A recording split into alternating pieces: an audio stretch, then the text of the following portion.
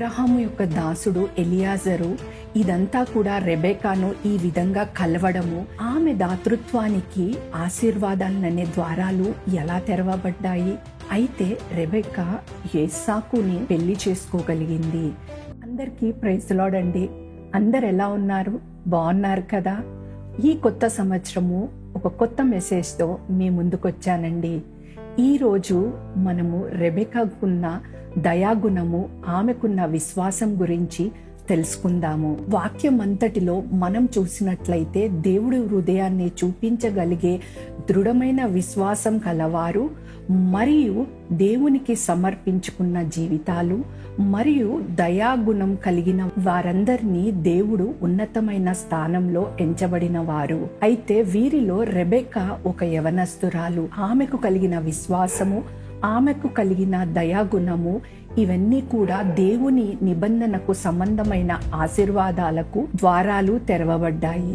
ఆ సేవకుడు ఆమెను ఎదుర్కొనుటకు పరిగెత్తి, నీ కడవలో నీళ్లు కొంచెం దయచేసి నన్ను త్రాగనిమ్మని అడిగెను. అందుకామె అయా త్రాగుమని చెప్పగా తన కడవను చేతి మీదికి దించుకొని అతనికి దాహమిచ్చెను.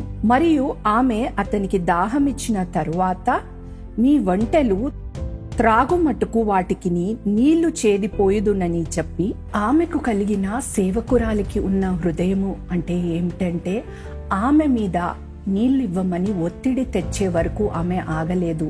అడిగిన వెంటనే నా యజమానుడా త్రాగుము అని చెప్పగలిగింది. అయితే అబ్రహాం యొక్క దాసుడైన ఎలియాజరు తనకు మంచినీళ్ళు ఇవ్వమని అడిగినప్పుడు అతనికి ఒక్కడికే ఇవ్వడమే కాక అతని దగ్గర ఉన్న ఒంటెలన్నిటికీ కూడా నీళ్ళిస్తాను, అందిస్తానని చెప్పిన రెబెకా ఆమె చేసింది అది చిన్న పని కాదు.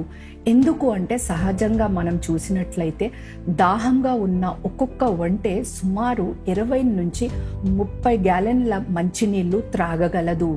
ఇది ఆమె మాటలతో కాదు, క్రియారూపంలో చేసి చూపించి ఆమె దయాగుణము చాటి చెప్పింది. ఎటువంటి సందేహం లేకుండా, ఎటువంటి ఫిర్యాదు లేకుండా తను ఉత్సాహంగా తన పను తాను చేసింది. రెబెకా యొక్క దాతృత్వము దేవుని యొక్క ఉద్దేశం కొరకు తనను నిలిపింది. ఆదికాండం 24వ అధ్యాయం 27వ వచనంలో మనం చూసినట్లయితే, అబ్రహామును నా యజమానుని దేవుడైన యెహోవా స్తుతింపబడునుగాక. ఆయన నా యజమానునికి తన కృపను, తన సత్యమును చూపుట మానలేదు. నేను త్రోవలో నుండగానే యెహోవా నా యజమానుని బంధువులు ఇంటికి నన్ను నడిపించెననెను. అబ్రహాము యొక్క దాసుడు ఎలియాజరు ఇదంతా కూడా రెబెకాను ఈ విధంగా కలవడము, ఇదంతా కూడా దేవుడే ఏర్పాటు చేశాడని గుర్తుపట్టగలిగాడు. అయితే ఇక్కడ ఒక నియమం ఉందని మనం గమనించాలి. ఎప్పుడైతే మనము వినయము మరియు దాతృత్వం కలిగిన హృదయముతో నడిచినప్పుడు దేవుడు మన గమ్యానికి చేరుస్తాడని గమనించాలి. రెబెకా కేవలము నీళ్లు తోడిపోస్తున్నాను అని అనుకున్నది. కానీ దేవుడు అబ్రహాము మరియు ఆయన కుమారుడైన ఇస్సాకుకిచ్చిన నిబంధనలో ఆమె కూడా చేరబోయే ఒక దైవిక ప్రణాళికలో ఆమెను తీసుకెళ్తున్నాడు. ఆమె దాతృత్వానికి ఆశీర్వాదాలనే ద్వారాలు ఎలా తెరవబడ్డాయి. అయితే మనము సామెతలు 11వ అధ్యాయము 25వ వచనంలో మనం చూసినట్లయితే, ఔదార్యము గలవారు పుష్టి నొందుదురు, నీళ్లు పోయు వారికి నీళ్లు పోయబడును. ఇక్కడ చూసినట్లయితే రెబెకా కేవలము నీళ్లు మాత్రమే అందించింది.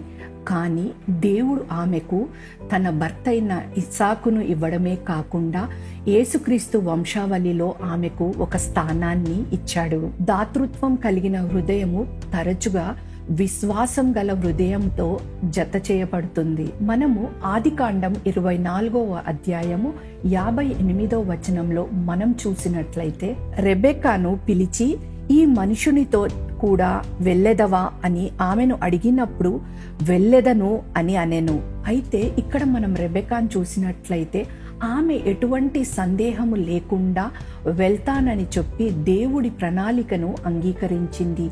అయితే తన కుటుంబాన్ని, తన ఇల్లును, తను పెరిగిన ప్రపంచాన్ని వదిలేసి తనకున్న విశ్వాసంతో వెళ్ళడానికి అంగీకరించింది. అయితే విశ్వాసము తరచుగా మనకు తెలియని దారిలో కానీ మనకు తెలియని వైపు కూడా కొన్నిసార్లు నడిపిస్తుంది. అయితే దేవుడు తన యందు నమ్మిక ఉంచిన వారికి కూడా అలాగే ప్రతిఫలం ఇస్తారు. మనం చూసినట్లయితే విశ్వాసం లేకుండా దేవునికి ఇష్టుడై ఉండుట అసాధ్యము.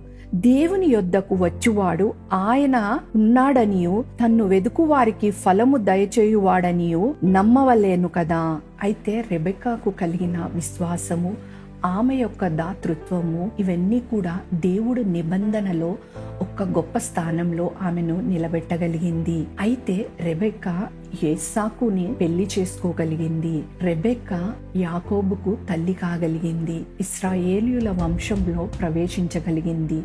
అయితే రెబెక్కా యేసుక్రీస్తు యొక్క చరిత్రలో ఒక భాగమైంది. అయితే దేవుడు అసాధారణమైన పనులు జరిపించుకోవటానికి సాధారణమైన దయగల పనులు ఉపయోగించుకుంటారు. అయితే రెబెక్కా సొమ్మసిల్లలేదు, అలసిపోలేదు. ఆమె సేవ చేసింది. అందుకు దేవుడు ఆమెను జ్ఞాపకం చేసుకున్నాడు. అయితే చివరకు నేను మీకు చెప్పదలుచుకున్నది ఏంటి అంటే, మనము కూడా మనకు కలిగిన విశ్వాసం కొద్దీ మనం ఇతరులకు ఎంతో కొంత సహాయపడేటట్టుగా రెబెక్కా లాంటి దయగల హృదయాన్ని మనము కూడా అలవాటు చేసుకొని దేవుని దృష్టిలో, దేవుడి నిబంధనలో మనము కూడా దేవుడి యొక్క ఆశీర్వాదాల్లో ఒక గొప్ప స్థానాన్ని మనము కూడా పొందుకొనవచ్చు. So see you all in the next episode. God bless you. Thank you so much.